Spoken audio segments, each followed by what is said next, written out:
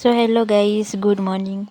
આગલા દિવસે બહુ જ પવન આવ્યો હતો ને બધે જ વાવાઝોડું જેવું આવ્યું હતું. તો અમારા ઘરે હે ને બહુ મોટું ઝાડ છે આંબલીનું, 100 વર્ષ જૂનું જેવું.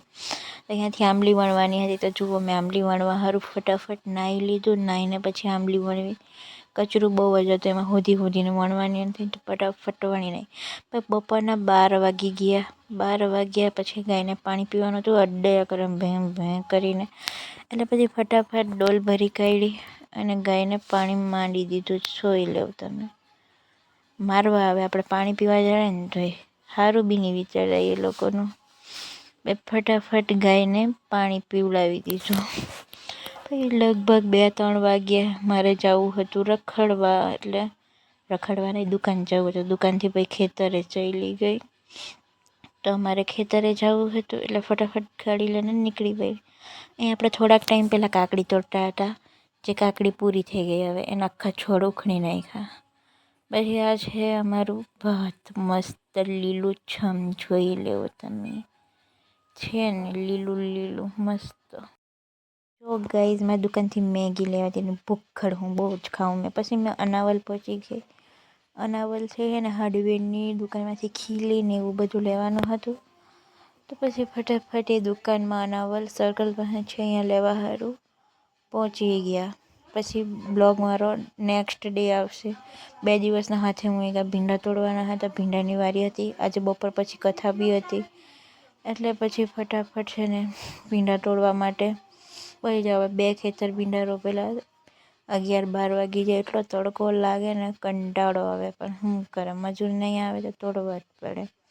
આ રીતના ભીંડા તોડવા લાગી જ જવાનું. વાકું કમર દુખી આવે, પણ શું કરે ભીંડા. હું તો નવા વગર જ પહોંચી જાઉં, પછી ઘરે આવીને નાવું.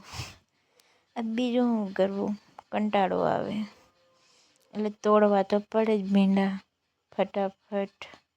પછી ઘરે આવીને નાહી લીધું, માથું ધોઈ નાખ્યું. પણ અમારે 2 વાગે કથામાં જવાનું છે, જે મારા દાદાના ઘરે છે.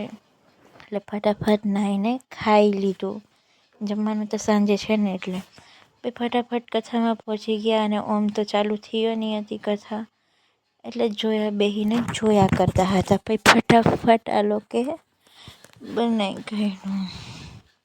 એ હું બેઠી હતી આરામથી, નવરી બજાર સ્નેપ આમ મોકલ્યા કરું. પછી હાંજ થઈ, ઘરે પહોંચી ગયા. પછી હાંજ થઈ એટલે જમવા જવાનું હતું. પછી ચાલતા જમવા સારું પહોંચી ગયા.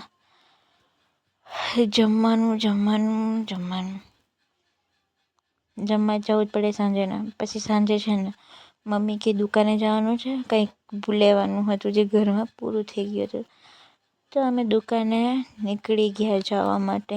રાતના ગાઈસ ફરવાની મજા આવે. પછી દુકાનથી લઈ લીધું અમે, જે બાજરી લેવાની હતી ગાય માટે. પછી હું કાકાના ઘરે બેસીને એમ જ ટાઈમ પાસ કર્યા કરતી હતી. તેમાં દીપડો આવ્યો હતો, તો બધા જોવા ગયા હતા.